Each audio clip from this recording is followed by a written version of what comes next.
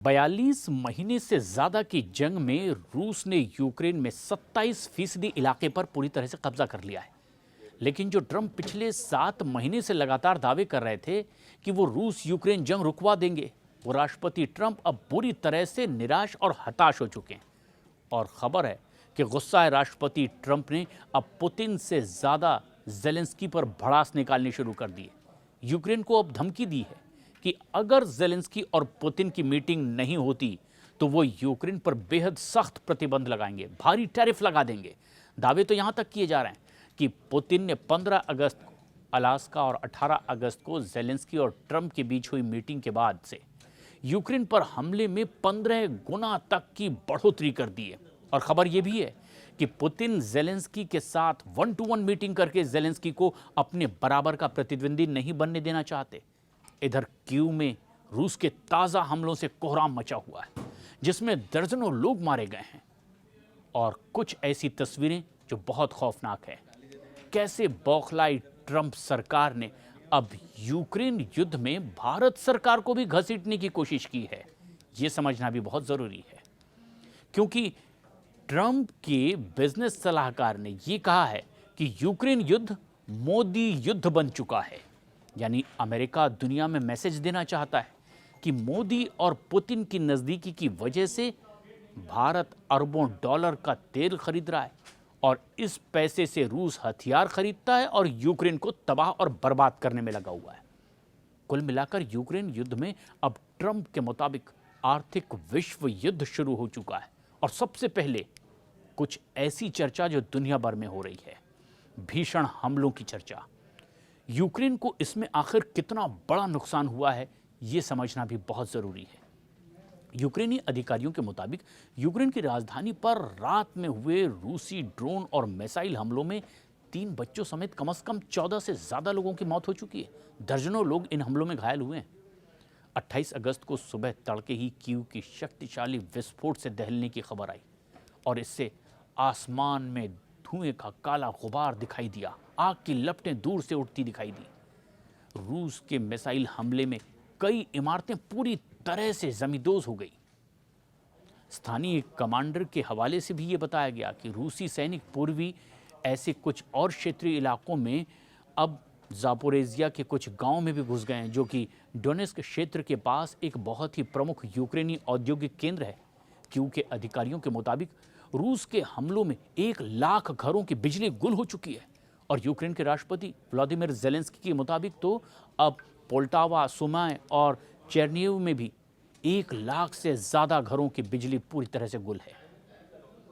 3.5 साल से ज्यादा के इस युद्ध में ऐसा पहली बार हो रहा है जब ट्रंप और जेलेंस्की बुरी तरह से अब वो भड़कते दिखाई दे रहे हैं। दूसरी तरफ रूस के भीषण हमले और पुतिन के मिशन की जीत को लेकर के राष्ट्रपति ट्रंप और उनके आर्थिक सलाहकार पीटर नवारो भारत पर बुरी तरीके से भड़कते दिखाई दे रहे हैं, क्योंकि उन्हें यह लग रहा है कि रूस इसीलिए यूक्रेन जंग लगातार जीतता चला जा रहा है क्योंकि भारत हर हफ्ते करोड़ों डॉलर का तेल रूस से खरीदता है और उसी पैसे से रूस युद्ध कर रहा है और यूक्रेन पर अमेरिका की स्ट्रेटजी पर वो भारी पड़ रहा है।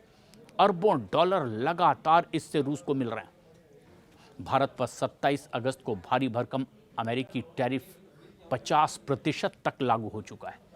लेकिन जिस तरह से भारत ने अमेरिका की अकड़ और हेकड़ी के खिलाफ 50% टैरिफ का सामना करने की तैयारी शुरू कर दी है, अब तक के झुकने के कोई संकेत भारत की ओर से नहीं दिए गए हैं। हर ऐसी सुझाव को भारत ने सिरे से खारिज कर दिया है जिससे कि भारतीयों का, किसानों का अहित हो। और इसने राष्ट्रपति ट्रंप के साथ साथ उनके आर्थिक सलाहकारों की भी नींद उड़ाकर रख दी है।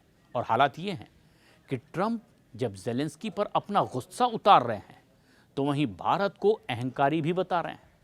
राष्ट्रपति ट्रंप के आर्थिक सलाहकार पीटर नवारो ने तो भारत पर लगाए गए 50% टैरिफ को यूक्रेन युद्ध से जोड़ दिया है और पूरी दुनिया को हैरान कर दिया है। पीटर नवारो ने अब रूस यूक्रेन युद्ध के लिए सीधे इसे मोदी युद्ध करार दिया है। उनका ये बयान ना सिर्फ आक्रामक है बल्कि भारत का अपमान भी सीधे सीधे पूरी दुनिया को महसूस हो रहा है। जबकि भारत ने बार बार यूक्रेन युद्ध में शांति की अपील की है और बातचीत के जरिए ही शांति का रास्ता खोजने की वकालत भारत की ओर से की गई है।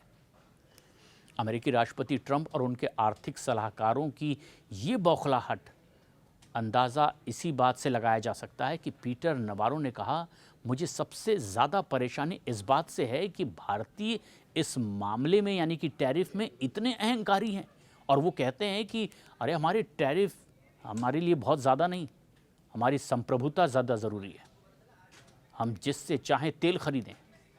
नवारो ने यह भी कहा कि भारत दुनिया का सबसे बड़ा लोकतंत्र है और उसे एक लोकतंत्र की तरह व्यवहार करना चाहिए।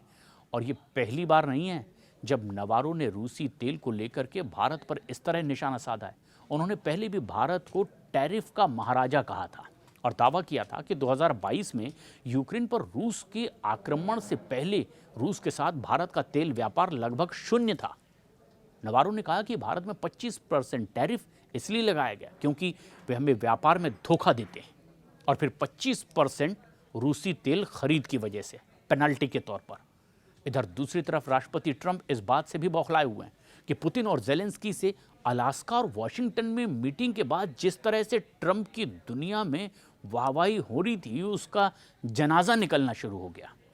और अब ट्रंप ने जेलेंस्की पर भड़कते हुए कहा कि अगर पुतिन और जेलेंस्की ने मीटिंग नहीं की तो फिर वो यूक्रेन पर भारी भरकम टैरिफ लगाएंगे, ज़बरदस्त प्रतिबंध लगा देंगे।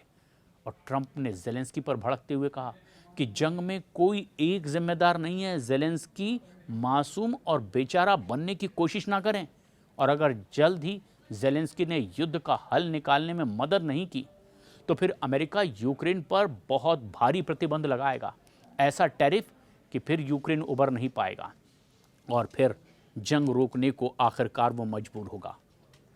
रूस पर यूक्रेन के ताज़ा हवाई हमले भी ये साबित कर रहे हैं कि जेलेंस्की अब किसी भी कीमत पर ये जंग नहीं रोकना चाहते।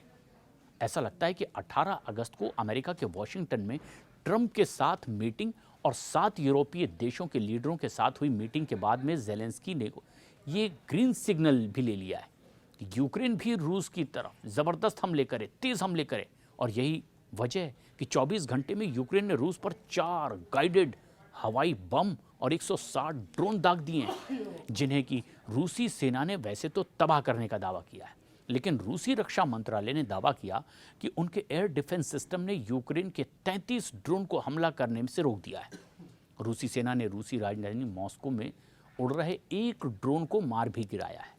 और टास समाचार एजेंसी रूसी अधिकारियों ने हवाला दिया इस पर कि यूक्रेन के ड्रोन हमले के कारण मध्य रूस के कई हवाई अड्डों से उड़ानों को अस्थायी तौर पर रोक दिया गया।